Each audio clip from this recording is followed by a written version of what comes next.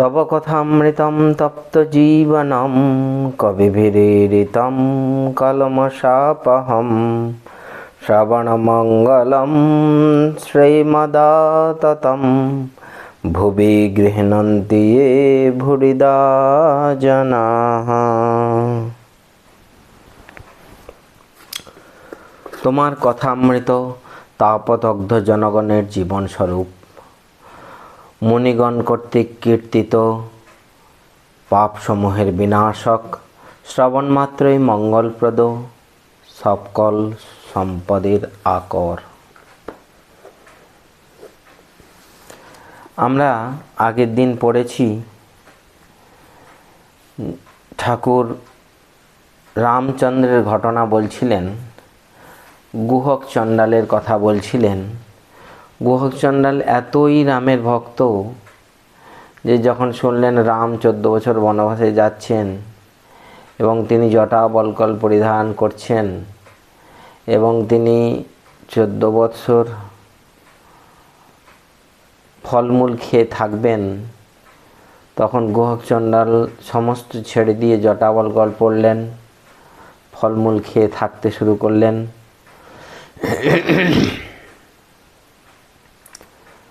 এখানে খুব সুন্দর বলছেন যে রামচন্দ্র রামের কাছে গিয়ে বলিলেন, আমার ঘরে এসো।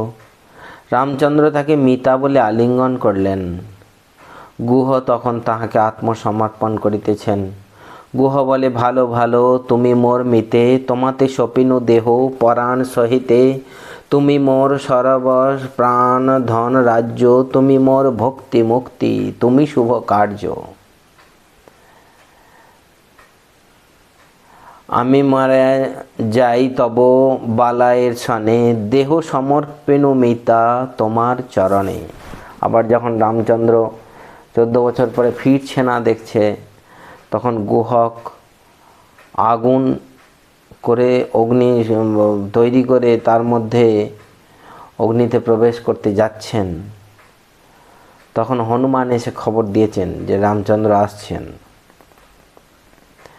তো মহানন্দে ভাসছে। তখন বলছেন, দয়াল পরমানন্দ প্রেমাধীন রামচন্দ্র ভক্তবৎসল গুণধাম, প্রিয় ভক্ত রাজ গুহ হেরিয়া পুলক দেহ, হৃদয়ে লইয়া প্রিয়তম।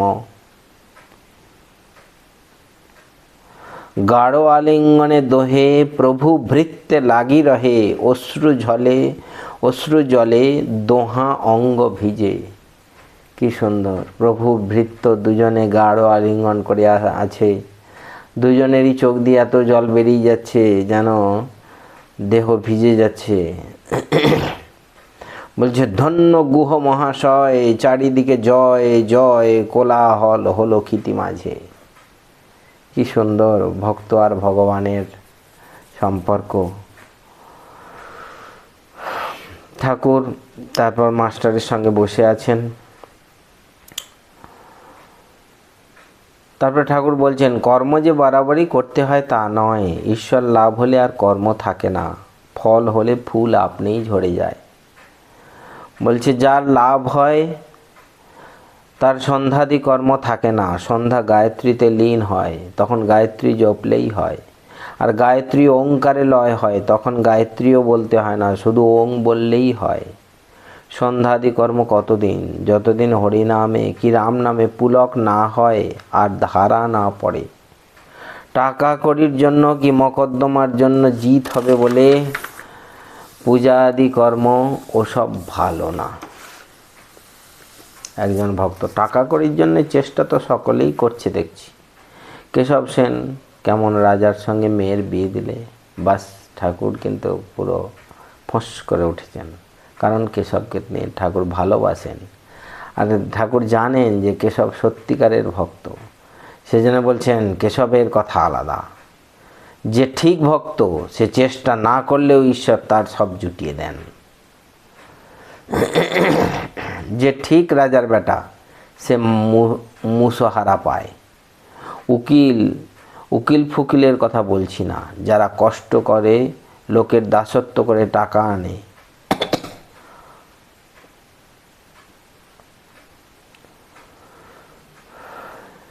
তারপর বলছেন, সৎ ব্রাহ্মণ যার কোনো কামনা নাই, সে হাড়ির বাড়ির সিধে নিতে পারে যদৃচ্ছা লাভ। সে চায় না, কিন্তু আপনি আসে।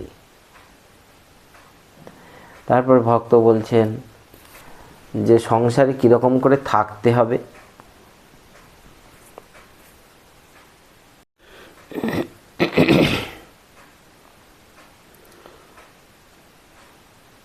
সংসার থেকে তফাতে গিয়ে নির্জনে ঈশ্বর চিন্তা মাঝে মাঝে করলে তাতে ভক্তি জন্মে। তখন নির্লিপ্ত হয়ে থাকতে পারবে। পাঁক আছে, পাঁকের ভিতর থাকতে হয়, তবু গায়ে পাঁক লাগে না। সে লোক অনাসক্ত হয়ে সংসারে থাকে। ঠাকুর দেখিতেছেন, মনি বসিয়া এক মনে সমস্ত শুনিতেছেন। আজকে এটা নতুন পড়ছি, 324 পৃষ্ঠা। শ্রীরামকৃষ্ণ, মনি দৃষ্টে তীব্র বৈরাগ্য হলে তবে ঈশ্বরকে পাওয়া যায়।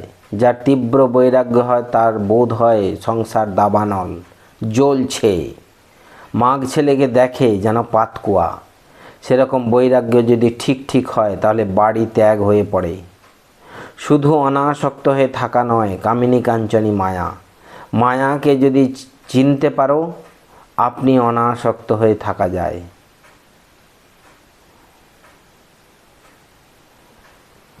না, বলছে মায়াকে যদি চিনতে পারো, আপনি লজ্জায় পালাবে। একজন বাঘের ছাল পরে ভয় দেখাচ্ছে। যাকে ভয় দেখাচ্ছে সে বললে, আমি তোকে চিনেছি, তুই আমাদের হরে। তখন সে হেসে চলে গেল, আর একজনকে ভয় দেখাতে লাগলো। রাজা মহারাজের খুব সুন্দর গল্প আছে। বলরাম মন্দিরে তখন রাজা মহারাজ আছেন, আর রাজা মহারাজ কম্বল চাপা দিয়ে একদম ভয় দেখাচ্ছেন বাচ্চাটিকে। তো একটি বাচ্চা বলছে, আমি বুঝতে পারছি। রাজা মহারাজকে বলছে, কিন্তু তবু কাঁদছে। কিন্তু সে বলছে, আমি বুঝতে পারছি যে তুমি বলে, কিন্তু তবু কান্না করছে, কারণ সে ভয় পাচ্ছে। কিন্তু তবু বলছে, হ্যাঁ বুঝতে পারছি, তবু কান্না পাচ্ছে আর ভয়ে। যাই হোক, বলছেন শুধু অনাসক্ত হয়ে থাকা নয়, কামিনী কাঞ্চনী মায়া। মায়াকে যদি চিনতে পারো, অমনি লজ্জায় পালাবে। বলছে যত স্ত্রীলোক সকলের শক্তি রূপা, সেই আদ্যাশক্তি স্ত্রী হয়ে স্ত্রী রূপ ধরে রয়েছেন। অধ্যাত্মে আছে, রামকে নারদ আদি স্তব করছেন। হে রাম, যত পুরুষ সব তুমি, আর প্রকৃতির যত রূপ সীতা ধারণ করেছেন। তুমি ইন্দ্র, সীতা ইন্দ্রাণী। তুমি শিব, সীতা শিবানী। তুমি নর, সীতা নারী। বেশি আর কি বলবো? যেখানে পুরুষ সেখানে তুমি, যেখানে স্ত্রী সেখানে সীতা। কি সুন্দর বলছেন। সেই আদ্যাশক্তি স্ত্রী হয়ে স্ত্রী রূপ ধরে রয়েছেন। যত স্ত্রীলোক সকলে শক্তিরূপা। ত্যাগ ও প্রারব্ধ, বামাচার সাধন ঠাকুরের নিষেধ। ভক্তদের প্রতি মনে করলেই ত্যাগ করা যায় না। প্রারব্ধ, সংস্কার এসব আবার আছে। একজন রাজাকে একজন যোগী বললে, তুমি আমার কাছে বসে থাকো, বসে থেকে ভগবানের চিন্তা করো। একজন রাজাকে একজন যোগী বললে, তুমি আমার কাছে বসে থেকে ভগবানের চিন্তা করো। রাজা বললে, সে বড় হবে না। আমি থাকতে পারি, কিন্তু আমার এখনো ভোগ আছে। এ বনে যদি থাকি, হয়তো বনেতে একটা রাজ্য হয়ে যাবে। আমার এখনো ভোগ আছে। যে নটবর পাঁজা একজন ছেলে মানুষ এই বাগানে গরু চড়াতো। তার কিন্তু অনেক ভোগ ছিল, তাই এখন রেডির কল করে অনেক টাকা করেছে। আলমবাজারে রেডির কলের ব্যবসা খুব ফেঁদেছে। একমতে আছে মেয়ে মানুষ নিয়ে সাধন করা। কর্তা ভাজা মাগিদের ভিতর আমায় একবার নিয়ে গিয়েছিল। সব আমার কাছে এসে বসলো। আমি তাদের মা মা বলাতে পরস্পর বলা বলি করতে লাগলো, ইনি প্রবর্তক, এখনও ঘাট চিনেন নাই। ওদের মতে কাঁচা অবস্থাকে বলে প্রবর্তক, তারপর সাধক, তারপর সিদ্ধের সিদ্ধ। একজন মেয়ে বৈষ্ণবচরণের কাছে গিয়ে বসলো। বৈষ্ণবচরণকে জিজ্ঞাসা করাতে বলল, এর বালিকা ভাব, স্ত্রীভাবে শীঘ্র পতন হয়, মাতৃভাব শুদ্ধ ভাব। কাঁসারি পাড়ার ভক্তরা গাত্রোত্থান করিলেন ও বলিলেন, তবে আমরা আসি, মা কালীকে আর ঠাকুরকে দর্শন করব।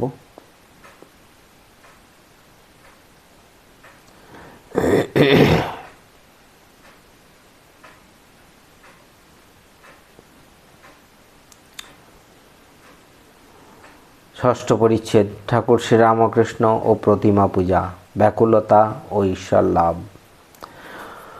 মণি পঞ্চবটী ও কালীবাড়ির অন্যান্য স্থানে একাকী বিচরণ করিতেছেন। ঠাকুর বলিয়াছেন, একটু সাধন করলে ঈশ্বর দর্শন করা যায়।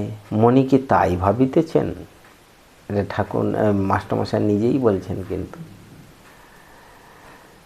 যে ঠাকুর বলেছেন একটু সাধন করলে ঈশ্বর দর্শন করা যায়, মাস্টারমশাই নিজে ওটা ভাবছেন, সেই জন্যই বলছেন মণি কি তাই ভাবিতেছেন। আর তীব্র বৈরাগ্যের কথা, আর মায়াকে চিনলে আপনি পালিয়ে যায়। বেলা প্রায় 3:30 হইয়াছে। ঠাকুর শ্রীরামকৃষ্ণের ঘরে মণি আবার বসিয়া আছেন। ব্রাউটন ইনস্টিটিউট হইতে একটি শিক্ষক কয়েকটি ছাত্র লইয়া ঠাকুরকে দর্শন করিতে আসিয়াছেন। ঠাকুর তাহাদের সঙ্গে কথা কহিতেছেন। শিক্ষকটি মাঝে মাঝে এক একটি প্রশ্ন করিতেছেন। প্রতিমা পূজা সম্বন্ধে কথা হইতেছে শ্রীরামকৃষ্ণ শিক্ষকের প্রতি। প্রতিমা পুজোতে দোষ কি? বেদান্তে বলে, যেখানে অস্তি ভাতি প্রিয়, সেইখানেই তার প্রকাশ। তাই তিনি ছাড়া কোনো জিনিসই নাই। আবার দেখো, ছোট মেয়েরা পুতুল খেলা কতদিন করে? যতদিন না বিবাহ হয়, আর যতদিন না স্বামী সহবাস করে। বিবাহ হলে পুতুলগুলি পেটরায় তুলে ফেলে। ঈশ্বর লাভ হলে আর প্রতিমা পুজোর কি দরকার? মনের দিকে চাহিয়া বলিতেছেন, অনুরাগ হলে ঈশ্বর লাভ হয়। খুব ব্যাকুলতা চাই, খুব ব্যাকুলতা হলে সমস্ত মন তাঁতে গত হয়।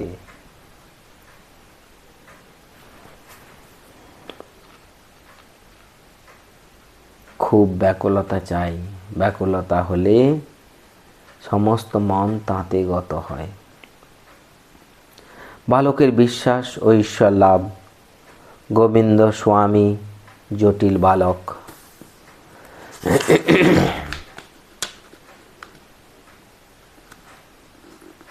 এটা অনেক বড় অংশ, আজ এই পর্যন্ত। ওম নিরঞ্জনং নিত্যমনন্তরূপং ভক্তানুকম্পাধৃতবিগ্রহং বৈ ঈশাবতারং পরমেশমিড্যং তং রামকৃষ্ণং শিরসা নমামঃ। ওম শান্তি শান্তি শান্তি। হরি ওম তৎসৎ। শ্রীরামকৃষ্ণার্পণমস্তু।